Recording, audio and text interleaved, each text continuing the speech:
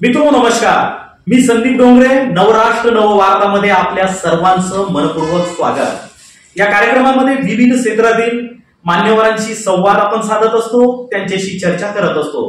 आज आपल्या सोबत आहेत संभाजी ब्रिगेडचे वाशिम येथील जिल्हाध्यक्ष गणेश सुर्वे. सर, आपलं नवराष्ट्रामध्ये स्वागत. गणेश भाऊ, संघटना अनेक आहेत, परंतु आपल्याला संभाजी ब्रिगेड सोबतच का काम करावं असं वाटलं? या संघटनेकडे आपण आकर्षित का झाले? संघटनेमध्ये आकर्षित होण्याचं कारण एकच, मी कॉलेजला असताना, वाशिम येथे कॉलेजला असताना माझ्या मित्राकडे पुरुषोत्तम खेडेकर साहेबांचे पुस्तक होते आणि ते पुस्तक माझ्या वाचण्यात आले.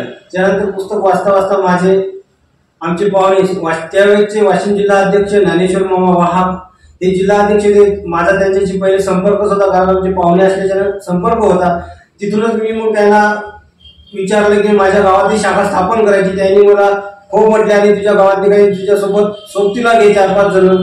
त्यावेळेस मग त्यांनी हो म्हटल्यास मी माझ्या गावातील अनेक तरुण मुलं घेतली आणि त्यावेळेस मी माझ्या गावात शाखा ओपन केली. त्यावेळेस मी शाखा 2002 मध्ये केली आणि माझ्या गावात मी शाखा अध्यक्ष झालो. तिथून पुढे संभाजी ब्रिगेडमध्ये माझा प्रवास सुरू झाला. कालांतराने मी काम करत गेलो. त्यानंतर 2 वर्षांनी मला वाशिम तालुक्यातनी कोषाध्यक्ष पद भेटलं. त्याच्यानंतर मला काहीतरी महिन्यानं सचिव पद भेटलं. तिथून पुढं 1-2 वर्ष गेल्याच्या नंतर मला तालुका अध्यक्ष पद भेटलं आणि तिथून माझ्या कामाची दखल घेत अशा प्रवास चालूच राहिला माझा.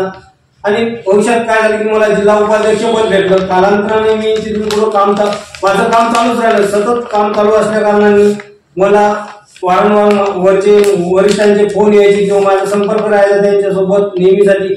आमचे वाशिम जिल्हा अध्यक्ष होते त्यावेळी गजानन भाऊ भोयर, त्यांच्यासोबत माझं नेहमी कामाचं हे असे बरेच काम चालू असताना मग वरिष्ठांचा मला फोन आला की तुम्ही जिल्हा अध्यक्ष होऊ शकता का? मी म्हणलं बाबा विचार करतो, मला विचार करण्यासाठी काही वेळ द्या. त्यांनी मला 1 ते 2 महिना वेळ दिला. तिथून पुढे मग मला जिल्हा अध्यक्ष पद भेटलं. 6 जून 2022 ला मला जिल्हा अध्यक्ष पद भेटलं. संभाजी ब्रिगेडने आपल्याला जिल्हाध्यक्ष बनवलं, आपल्या खांद्यावर जिल्हाध्यक्ष पदाची जबाबदारी दिली. तर त्यावेळेस आपण असे काही विशेष उपक्रम राबवले होते का की ज्याची दखल घेण्यात आली आणि आपल्याला जिल्हाध्यक्ष बनवण्यात आला?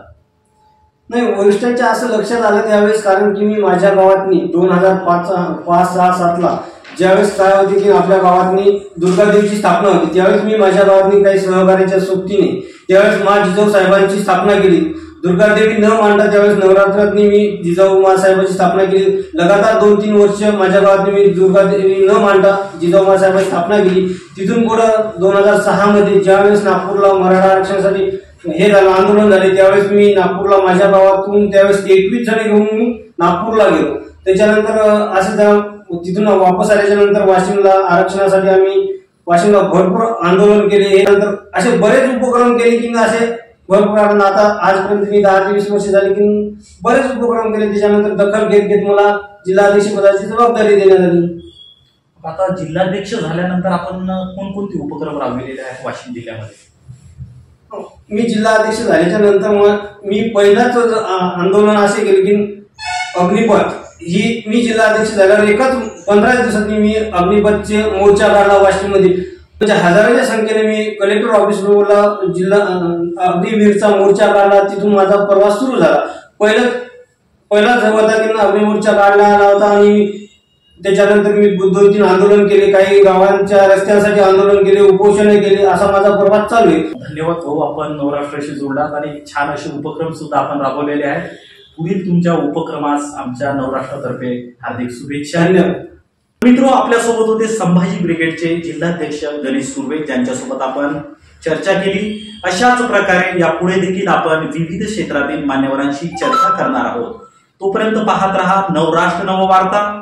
मी संदीप डोंगरे, वाशिम.